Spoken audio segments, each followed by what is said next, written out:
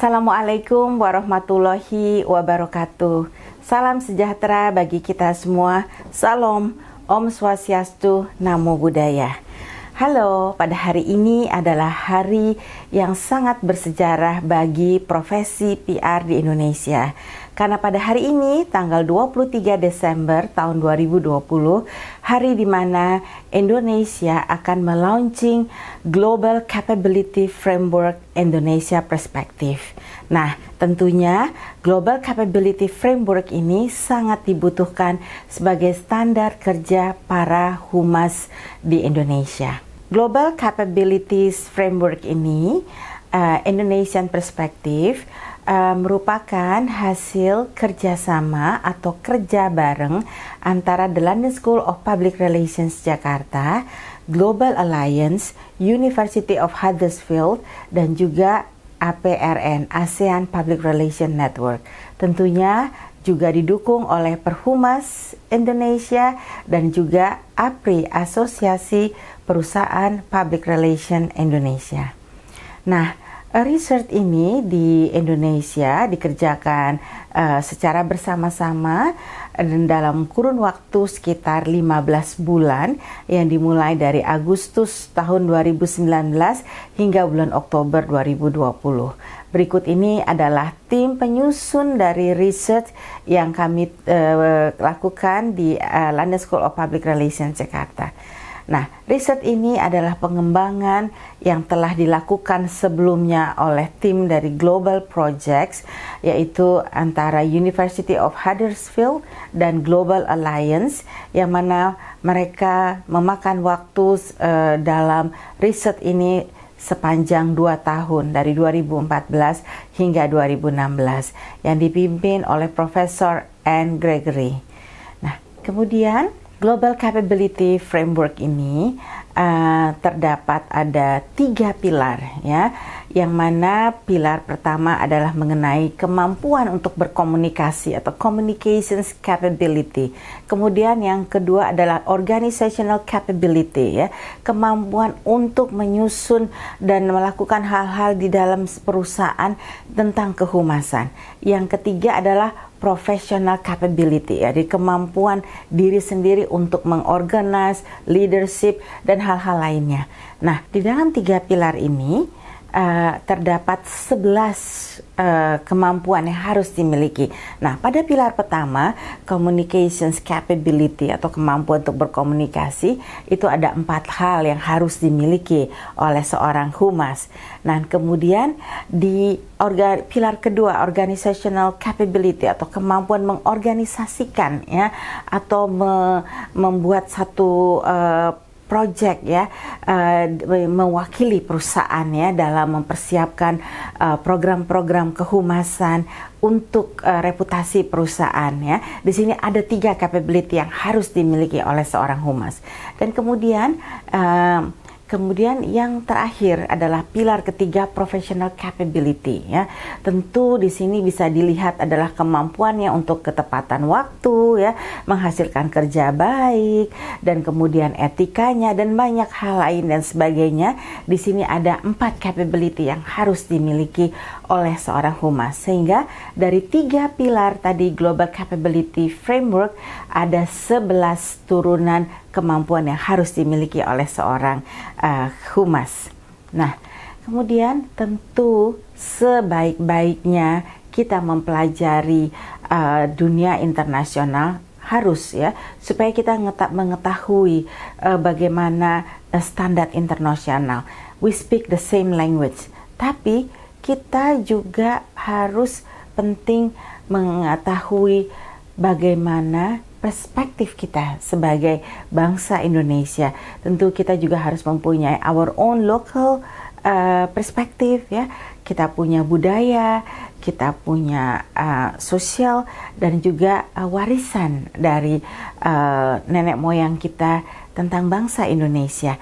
Nah, tentu tadi global capability dan Indonesian perspective dipelajari, gapnya, dan apa saja yang harus kita ketahui bersama antara global capability dan juga Indonesian Perspective on Global Capability. Jadi tentunya sebagai Humas Indonesia, kita semua juga harus mempunyai kemampuan global standar, tetapi juga kita tidak melupakan bahwa kita juga harus mempunyai kemampuan untuk mengetahui dan mempelajari unsur-unsur budaya dan warisan dari bangsa Indonesia, sehingga program-program kehumasan kita akan menjadi lebih berhasil. Nah, kemudian riset ini ketika dibuat tentang bagaimana Global Capability Framework ini bisa sesuai dimasukkan atau pandangan Indonesia terhadap Global Capability Framework ini, kami mengundang ya teman-teman profesi PR, academician, dan juga kemudian ahli PR guru, PR staff, PR konsultan, semua bergabung dalam fokus group discussion, menjadi juga bahan research kami, dan semuanya adalah ini kombinasi dari hasil pemikiran para ahli di bidang kehumasan.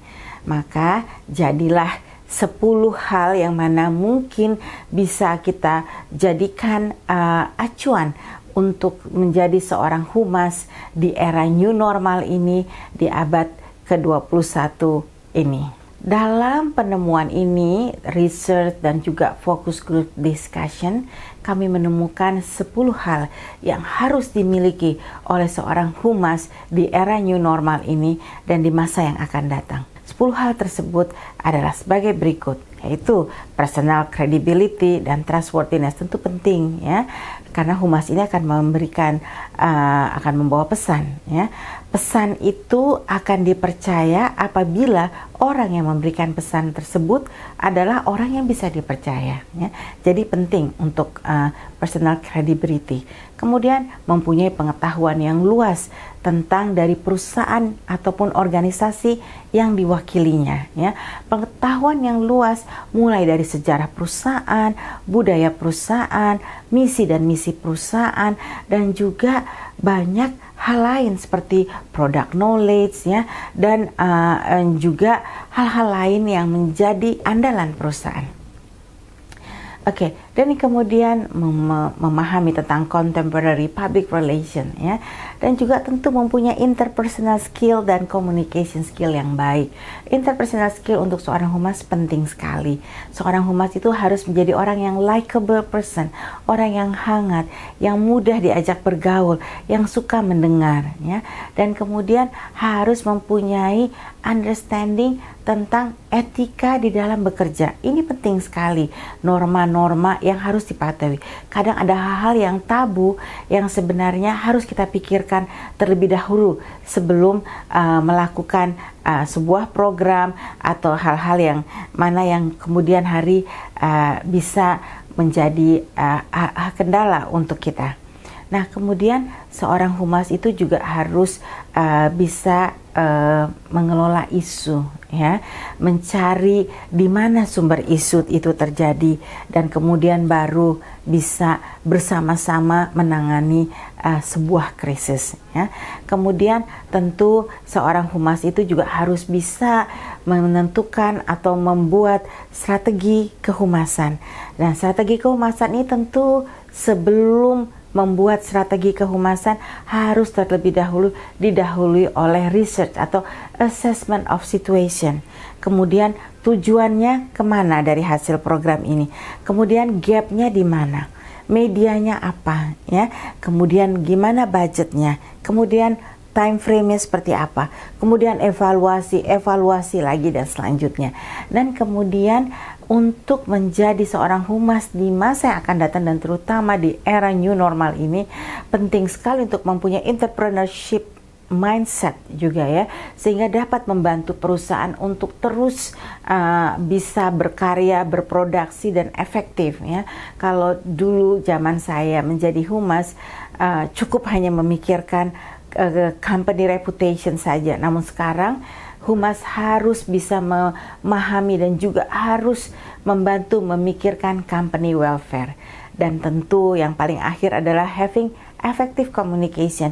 Humas di era new normal ini harus paham digital, harus paham teknologi, harus paham tentang data, harus mengerti tentang AI, harus mengerti tentang RR, sehingga semua ini bisa menjadi satu platform komunikasi yang mana bisa memperdekat antara organisasi dan publiknya. Nah, itulah tadi 10 hal yang nanti akan dibahas oleh Bapak Rendro Dhani PhD beserta Ibu Yuliana Prastiawati MM yang dipandu oleh Ibu Deti Tambunan MSI.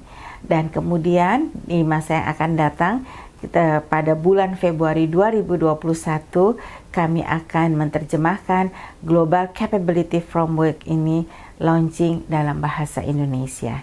Nah, demikian disampaikan, semoga Global Capability Framework Indonesia Perspektif ini akan membawa pencerahan dan manfaat yang banyak untuk para insan humas di Indonesia.